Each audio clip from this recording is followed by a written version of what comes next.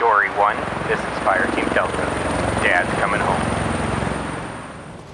Welcome to the Military Veteran Dad Podcast, where it is our mission to bring every dad home. I am your host, Ben Killoy. I'm a United States Marine veteran, husband, and a father. We will bring authentic conversations to inspire action in your life so we can close the gap between the dad you are today and the dad you want to be tomorrow. This is the Military Veteran Dad Podcast. Welcome back to Military Veteran Dad Fatherhood Friday. Guys, I'm your host, Ben Killoy, dropping on the mic, and today I'm going to bring you some cold, hard truth, but not to every dad. I want to pick one specific dad out there who listens to this podcast, who feels empty inside, but it doesn't acknowledge it, and on the outside looks like everything is perfect in his life. And he answers a question, how you doing today? With good, with fine. But the thing to remember with good and fine is most people who answer that are not good, nor are they fine. But before I want to dive in, I want to tell a little dad humor. So this not you, but you type idea was actually inspired by the movie Home, which in our household, we call it the Boov movie, because essentially this alien race called the Boov take over Earth. They're a bunch of little purple aliens, and the chief Boov points out in one particular scene, not the purple one, the other purple one, this purple one, that purple one, this purple one, that purple, and it eventually narrows down to this individual purple one, which are all kind of just lightly shaded different kinds of purple. And if you've seen the movie Home, you know exactly the scene I'm talking about. That moment where the chief Boov points out to that one individual purple one, that's the kind of thing that I'm doing tonight. I'm talking directly to that dad, because that dad that looks okay on the outside, that dresses up with good and fine every day, that dad needs to admit that something's wrong. Because what I've learned over the entire time of this podcast, and we're coming up on to episode 100 of the interview shows, and we have almost done the Fatherhood Friday for an entire year. I know there are hard truths when it comes to being a military veteran dad that this particular dad needs to hear, and maybe he hasn't heard them in the way that I'm going to say it today. So I'm going to talk to him. So what I need you to understand is that all the things that you say in your head, all the different things that you say are making things okay. You might even be thinking that this podcast isn't for you. You might even be saying, I just don't always sync up with some of the things that Ben calls out and that he talks about. You might even have had the balls in your head to think that you're above what we talk about in this podcast, that you already know it all. But here is the cold, hard truth. And I haven't really said it this bluntly, but a conversation today really inspired me to dive in and knife hand this information to that dad in particular. All of that crap that you tell yourself is bullshit. All of it. All of that is your ego. Ego is one of the very first fundamental things that a veteran in particular has to turn off. Because to survive, our brain used our ego, used all of the protection mechanisms that have kept us alive as a human race for millennia to survive in the battlefield, to survive in an environment where we had to turn off a lot of our emotions. And our ego helped us get there through those moments where we needed to turn off, kick in the adrenaline, and achieve mission accomplishment. That ego is what's preventing you from coming home today, walking through that door and feeling like a doormat versus a father. Because you can feel success in all the different areas of your life, but if you walk through that door and you feel like a doormat, but don't acknowledge it, you're going to have a pit inside that keeps getting deeper and deeper and deeper. And it's that pit that dads fall into, that we no longer can see what matters, that we come to logical bullshit conclusions that our family is better without us, and that somehow by taking our own life, we're ending the pain. But all we're doing is passing on the pain that we feel inside. It is your ego that is going to hold you back, is going to prevent you from feeling what your kids are feeling, what you need to feel. All of that is your ego. Your ego is one of those things that is always resisting growth. It wants its warm and comfort zone. It wants things to be familiar. And it's always going to try to come up with different reasons why you should go back to feeling familiar. I can't tell you how many times my ego has played a role in my growth and pulling me back.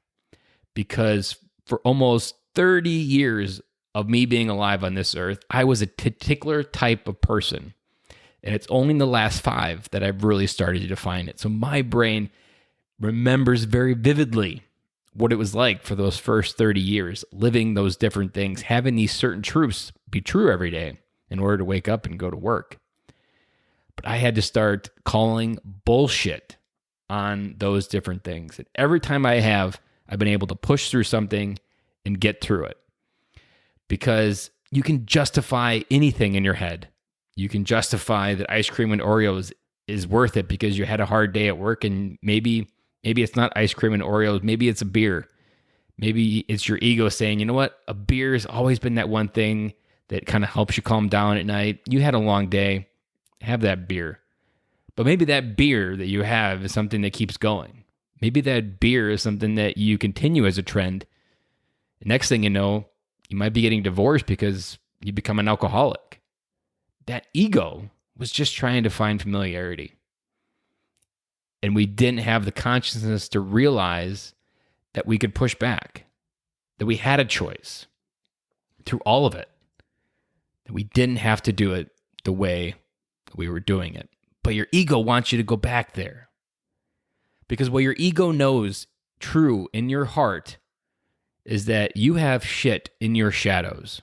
The things that you do not talk about at dinner parties, whether that be a friend that died in Iraq or Afghanistan, and you got to come home and he didn't.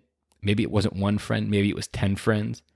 Those things, those feelings that scare the living hell out of you just thinking about them, those things scare you inside.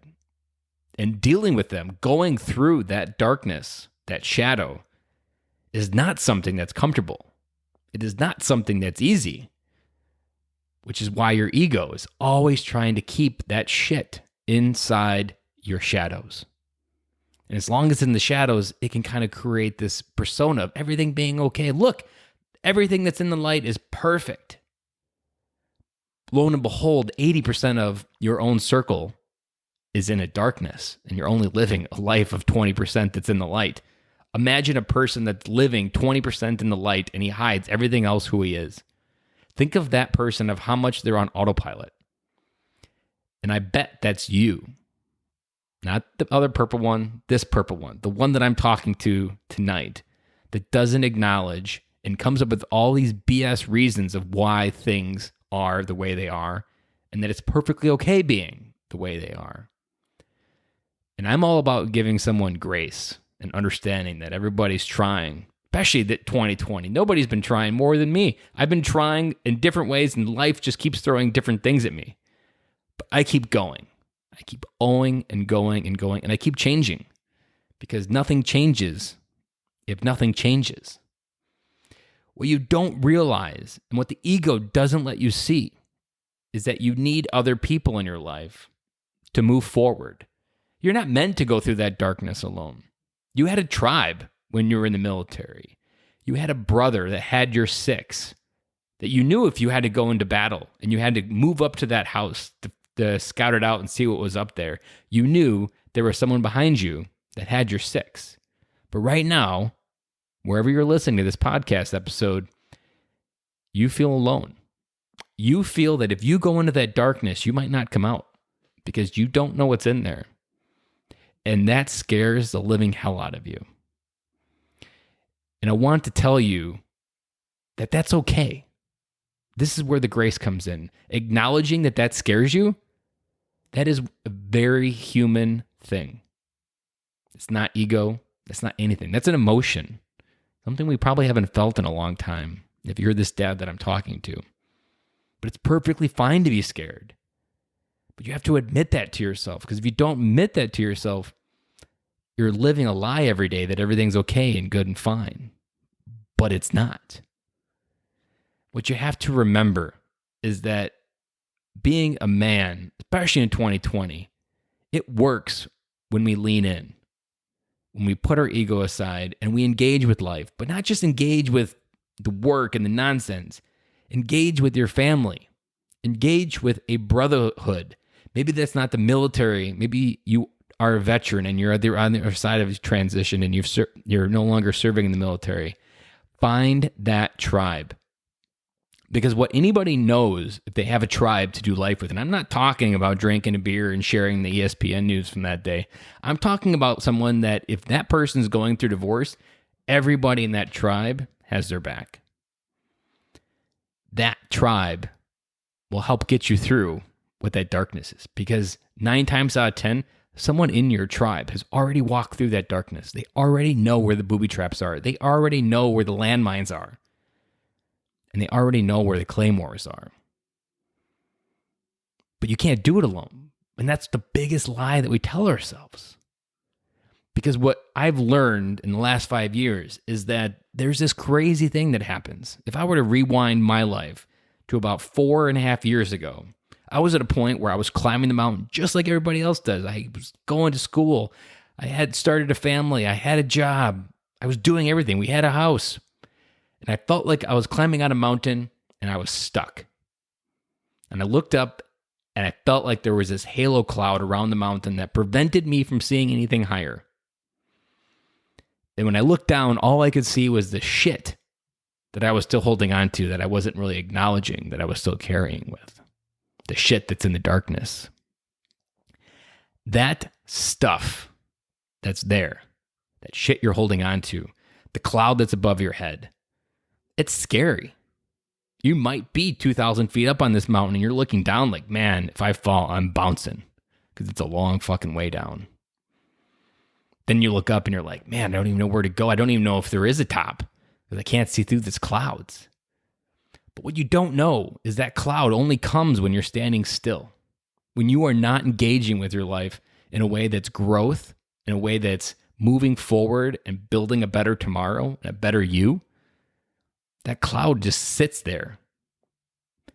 And what you don't know about relationships, and there's been a few people in my life that have been a hand that has reached out of that cloud and reached down to me and give me that feeling like I had in the Marine Corps. I got your back. Give me your hand, and they pull me up. I've always said, I did a special Fatherhood Friday on it a couple months ago about a barrel of monkeys mindset, being one hand up and one hand down.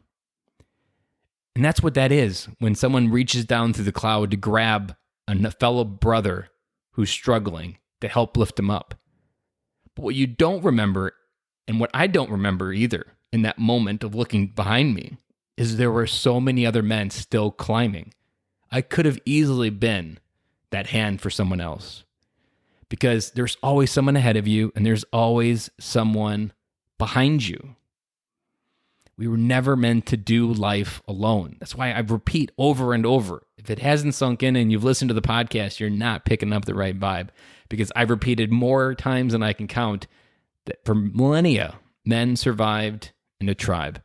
It's only in the last 200 years that we really thought we could do it alone. It's never been more apparent in the amount of men committing suicide, in the amount of veterans committing suicide, the amount of fathers committing suicide, that men need tribes. We were never designed to do it alone, and it is a guarantee that life will give you more than you can handle. So I'm going to go back to you.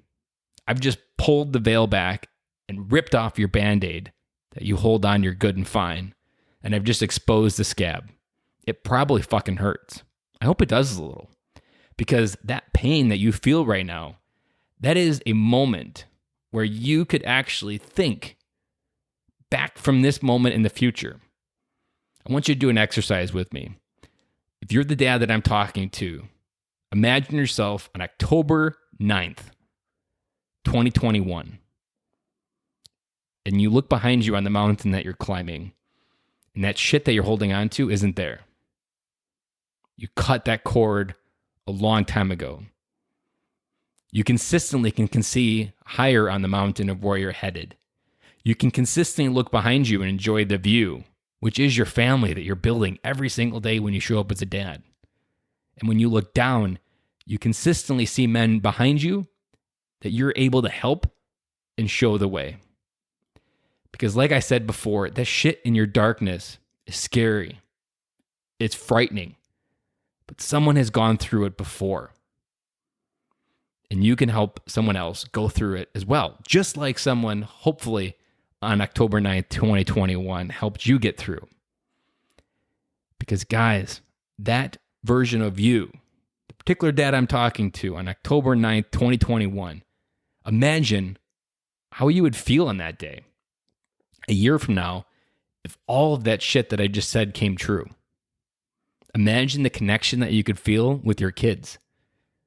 Imagine the feeling that you're going to have with your wife.